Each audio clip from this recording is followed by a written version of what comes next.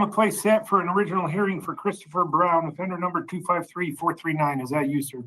Yes, sir. Good afternoon. My name is Ray Reynoso. I'm a hearing officer with the Board of Pardons and Parole, and I will be conducting this hearing today. We do have the victim appearing. She is on audio only. So let's begin. Mr. Brown, I'll be taking testimony from you today, so I'll need to place you under oath. If you could raise your right hand for me, please. Do you swear or affirm the testimony you're about to give will be the truth, the whole truth, and nothing but the truth? Yes. Okay, so Miss, are you ready to make a statement? Yes, I know. Yes, I am. Okay, I'll need to place you under oath. If you could raise your right hand for me, please. Okay. Okay. Do you swear or affirm the testimony you're about to give will be the truth, the whole truth, and nothing but the truth? Yes. Okay. Thank you. Go ahead and make your statement, Ms. Ramos. Can I ask you a quick question first? Yes. What do you want with the statement? Like the effects of after his, like the actions, or? Yeah, that will work. You can tell me how it's affected you in your life. You can tell me what you would like to see as far as a length of imprisonment for Mr. Brown. Now, I say that, and I caution everybody, including you and Mr. Brown, is that the board is not obligated to follow that recommendation. Okay. But yeah, you can say, tell me how this has affected your life. So I got a really, really bad eating disorder. And then when I was told I was going to have to testify in court, I ended up accidentally rolling my car and gave myself a traumatic brain injury. And I became hypersexual.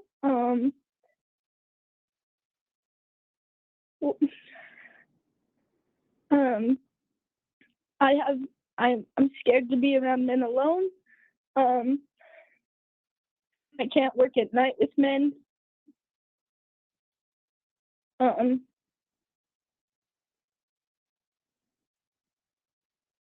It's affected my family as well. And I think that's all I can think of right now. Okay. Imprisonment and like incarcerated time, like you said, I'm not getting my hopes up or anything, but I feel like what he took from me is worth more than the time he has served. Okay.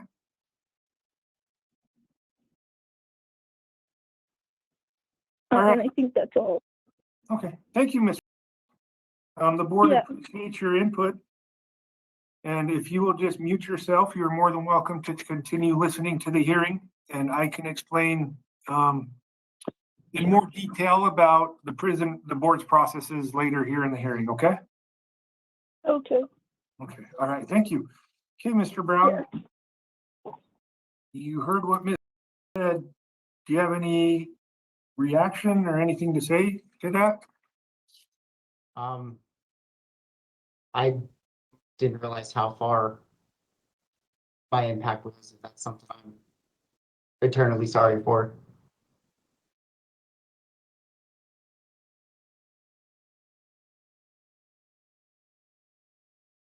Okay.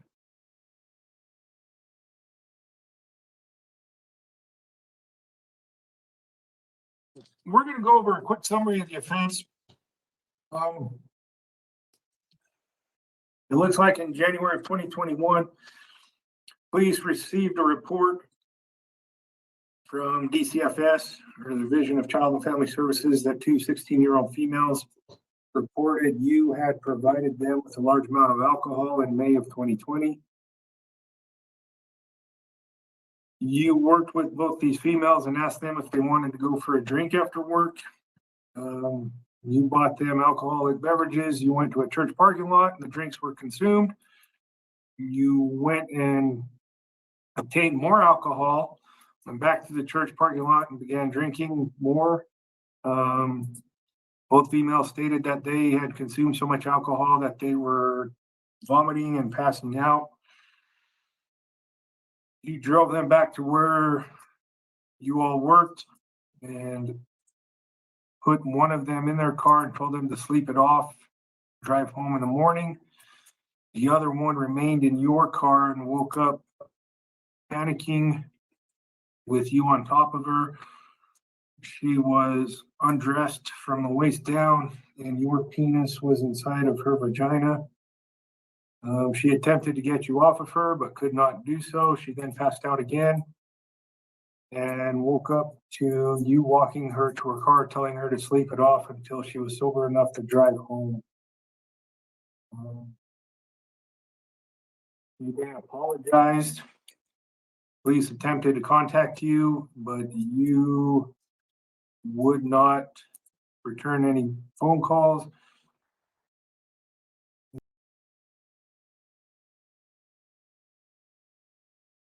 And then when you did agree to meet with police, you stated you had made a dumb mistake and did some things you shouldn't have done. And then you were arrested and booked into the county jail. Is that correct? Yes, sir. And it looks like there was some restitution owing. It was $4,580. The court determined that and sent it to what's called the Office of State Debt Collection. Do you agree to pay that amount? Yes. Okay. So what'll happen is once you're released, contact OSDC, the Office of State Debt Collection, and they will set up payments with you and figure out, they'll send you letters or a billing statement every once in a while, and you arrange payments with them. Okay. Okay. Okay. So tell me what you've been doing since you've been incarcerated. I've been doing a lot of classes to help figure out who I am and kind of give me better tools to when I'm stressed out, I'm not doing so good in my life, that I can apply them to where when I get in situations that I don't feel stable and I feel like I'm losing my path, that I know how to get back onto it. Okay, good. You completed the sex offender treatment program in April. Yes, sir. What'd you learn? I learned a lot about some of my riskier areas, about having poor problem skills. I need to find better ways to solve problems and not resort to sex as coping. That was a really big one that I used a lot of. Okay. You got a copy of their report. Is that correct? Yes. And then they noted that poor problem solving skills and sexist coping is two of your risk factors, right? Yes, sir. Some other ones are general social rejection. Yes. Yeah. And capacity for stable relationships. Yeah. Yes, sir. Okay. Alcohol was clearly a factor in this offense, correct? Yes, sir. How long had you been consuming alcohol? Off and on for a couple years.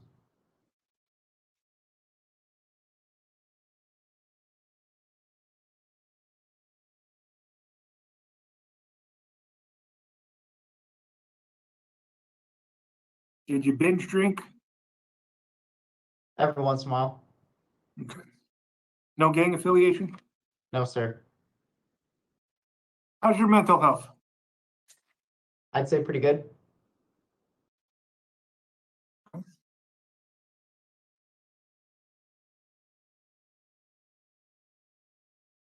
You ever been diagnosed with any mental health issues? No, sir. You take any medications? No. How's your physical health? Good. Do you have any physical or mental health issues that would prevent you from being successful on parole? No, sir. So in addition to SOTP, you completed MRT? Yes, sir. No disciplinary violations? No, sir. All right. So I know you probably hear it a lot through the inmate grapevine here, but you know that the board only focuses on negative stuff, Yes, sir. right? I want you to know that is not true. Okay, because you got a copy of the IPR, and I made note of it that you do not have any disciplinary violations, and that officers state that you are very easy to manage. You've been in San Pete County for a while now, and it's never been an issue. You're currently working in the kitchen, is that correct? I recently was let go. Okay. Why were you let go? I tried to bring up issues that we were having in the kitchen about how some things weren't getting done, and my boss ended up letting me go. Okay. That happens. Okay. But they said, you know, you're working in the kitchen, you do very well, you're willing to help others, you're active in your programming, you're always respectful to staff and others. Yes, sir. Yeah, okay. So there's some positive stuff the board's going to learn about. Okay? It's not always just negative. What's going to be different when you're released? Like, how are you going to interact with females in particular, but just socially in general? I'm gonna have more of a open mind and a clearer meaning to where I'm wanting to hang out, and not just use women to make myself feel better. I've learned that that's something that I should never do, and it's not healthy.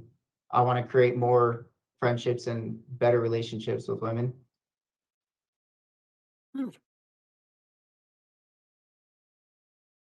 Yeah, using other people and not just women, but other people in general to make yourself feel better is never healthy for anybody involved, right? Yes, sir. You plan on residing in Twila Yes, sir. and you with your parents? Yes. Okay. Do you have any treatment arranged? Yes. We were setting up treatment about a year and a half ago for one of the treatment areas near my family's house. Okay. Do you remember what provider it is? I believe it's Circle Life. Okay. I'd have to double check, but I'm pretty sure it's that one. All right. Okay. You said you could find employment in food service or concrete? Yes, sir. I also have my dad that he's got a company that I can work with. They've got a lot of openings, and I've had a lot of family members help try to find me a stable job when I get out. Okay. What kind of employment does your dad do? Right now he drives big rigs. So Okay. yeah. Okay. Good. Okay. So when you receive the board's decision, Mr. Brown, you're going to notice that there's going to be a line in there that says this decision takes into consideration programming / treatment completion. Okay. Okay. So what that means is the board is going to acknowledge that you completed sex offender treatment. And they're also going to acknowledge that you completed your high school diploma or GED in June of 2023. Okay. Okay. Do you have anything else you would like the board to know? Just that I'm sorry for what's caused of my actions, and that I've tried to use as much of this time that I've been down to better myself to where I won't be put in this situation again or put anybody else in a situation similar to this one. Good. Okay, Mr. Brown, we're going to talk about 2 dates for you. And this, Ms. Ramos, is the part I was going to say that we'll talk about more specifically. The first date is called the sentencing guideline. It's often referred to as the matrix. For you, that was May 14th of 2024. Now, obviously, the board is going to go over guidelines for you. They will give you a reason for it in their decision, and it'll say need for programming or risk reduction, okay? Yes, sir. So obviously, you're going to be over guidelines. As far as the second date, it's what's called your aggregate max or expiration date. Now, as of today, that is the latest the board can keep you incarcerated or on parole. For you, that is January 15th of 2036. Now, this date can change depending upon your behavior, Mr. Brown. If you are convicted of a new offense that you are sentenced to prison on, that can change your expiration date. Okay? If you get out on parole and you abscond from supervision, that can also change your expiration date. Okay, do you understand this? Yes, sir. Okay, so some of the things you can expect in the board's decision is, in addition to what we've already talked about, some parole conditions. Most likely you will have what's called sex offender A conditions. It's a group condition, so it has a lot of individual conditions. One of those is going to have no contact with the victim. Okay. Okay. The other thing is if the board does order sex offender conditions or sex offender A conditions, is that you will not be allowed to have contact with minor children, so children under the age of 18. As I told the previous offender in the hearing, initially, once you're on parole, that is not negotiable. Okay. That's something that if you want to have contact with children under the age of 18, and this includes family members, is you are going to have to earn that contact. Okay. Yes, sir. Hope you understand that, Mr. Brown. As far as also being open and honest with individuals, because that was one of your risk factors, and keeping an open mind is, I encourage you to be 100% honest and truthful with your parole officer and your treatment provider once you're released. Yes, sir. The very fastest way for you to come back to the Utah State Prison is not being open and honest with either one of them. Yes, sir. Okay? I hope you understand that, Mr. Brown. I do, sir. Okay. Do you have any questions for me, sir? No, sir. All right. Here's what'll happen going forward is I will type up my report and I will submit it to the board this week. Takes 3 out of the 5 board members to agree to make a decision. Once that decision is made, they'll notify you in writing through inmate mail. If your friends or family want to know what the board's decision before you do, because it can take a couple days for the mail to get down to you, right? Yes, sir. Okay. Given all of that, it can take the board 2 to 4 weeks to make a decision. Okay, obviously, the decision's not going to be made today.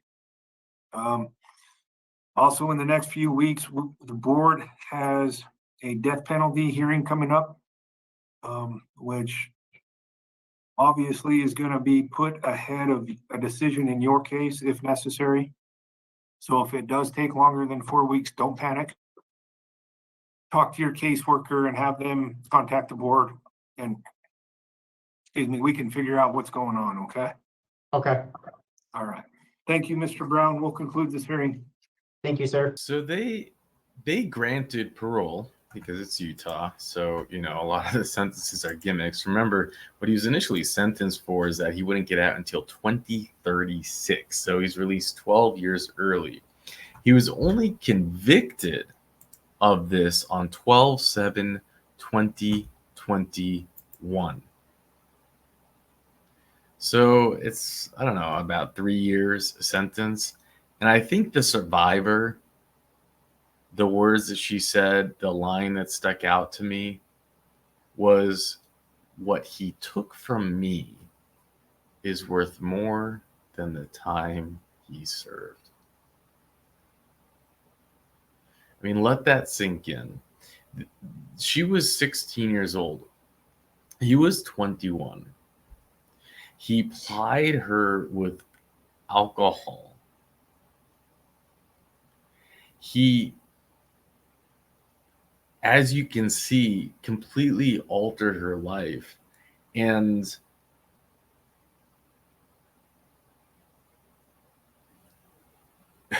after that moving statement, what's he say? The 3 or 4 words that he says, I didn't realize what it had done to her.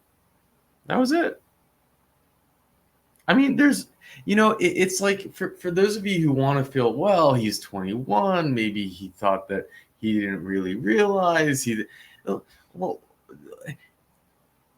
where is his empathy? Where is his like basic sensitivity or humanity towards listening to someone, to a girl, cry in the way that she is, to go through what she is? Why does he have no ability to even show any type of empathy for that? there's something with these offenders that they're just different than most, and it's scary. And anyways, and also, you know what else is scary? He got fired from his job while he's in prison. He was in the kitchen and he got fired. And he's awarded with parole. What's your triggers? Oh, well, I'm when I hang out with a woman, I'm gonna hang out with them normally. I'm not gonna sexualize them. It's like, oh wow, that's first of all, it's not woman. They can calling them women. These were girls. They were 16-year-old girls.